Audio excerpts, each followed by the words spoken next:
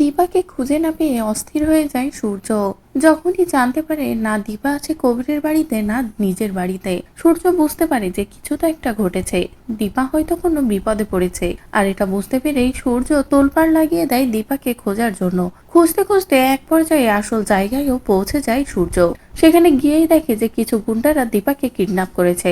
আর এটা দেখেই সূর্য আর দেরি করে না। সূর্য বলে, তোমাদের এত বড় সাহস যে তোমরা দীপাকে কিডন্যাপ করেছো, আমার ওয়াইফকে কিডন্যাপ করেছো। এবার তোমাদেরকে আমি উচিত শিক্ষা দেব। কি কারণে তোমরা ওকে কিডন্যাপ করেছো তা আমাকে তোমাদের জানাতেই হবে। এদিকে গুন্ডারা তো ভয় পেয়ে যায়। অন্যদিকে সূর্য বলে, আমি এক্ষুনি পুলিশকে কল করছি, পুলিশ এসেই তোমাদেরকে উচিত শিক্ষা দেবে। অন্যদিকে ঠিক সেই মুহূর্তে সেখানে মিশকাও পৌঁছায়, কিন্তু মিশকা জানে না ভিতরে সূর্য আছে। মিশকা না জেনে যখনই ভিতরে ঢোকে ঠিক তখনই গুন্ডারা মিশকাকে দেখেই বলে, স্যার আপনি আমাদেরকে কিছু বলবেন না, আমাদের উপরে দয়া করুন। ওই যে ওই ম্যাডামের কথাতেই আমরা এই ম্যাডামকে কিডন্যাপ করেছিলাম, কিন্তু আমাদের কি দোষ বলুন তো? আমরা তো কিছু টাকার আশাতেই এমন একটা কাজ করেছি, আপনি আমাদেরকে ক্ষমা করে দিন, দয়া করে আমাদেরকে পুলিশে দেবেন না। যে কথা শুনে সূর্য বলে, তোমাদের আগে ভাবা উচিত ছিল।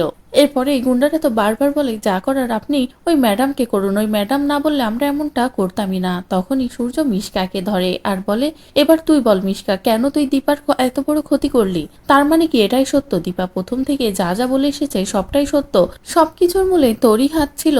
তুই এতটা খারাপ, এভাবে আমার জীবনটা শেষ করে দিলি? ঠিক তখনই মিশকাও আর কোনো কথাই বলতে পারে না। মিশকা তো ভয় পেয়ে যায়। মিশকা শুধু বারবার সূর্যের কাছে ক্ষমা চাইতে থাকে, কিন্তু সূর্য বলে, আমি তোকে আজ ছাড়বো না। তো বন্ধুরা, এবার যদি মিশকা এভাবে ধরা পড়ে যায় সূর্যের হাতে, যেখান থেকে পালানোর আর কোনো রাস্তাই না থাকে, যেখানে মিশকার আর কোনো ছলছত্রই না খাটে, তাহলে সেটা দেখতে তোমাদের কেমন লাগবে কমেন্ট করে জানাও। পরবর্তী আপডেট পেতে চ্যানেলটি সাবস্ক্রাইব করো।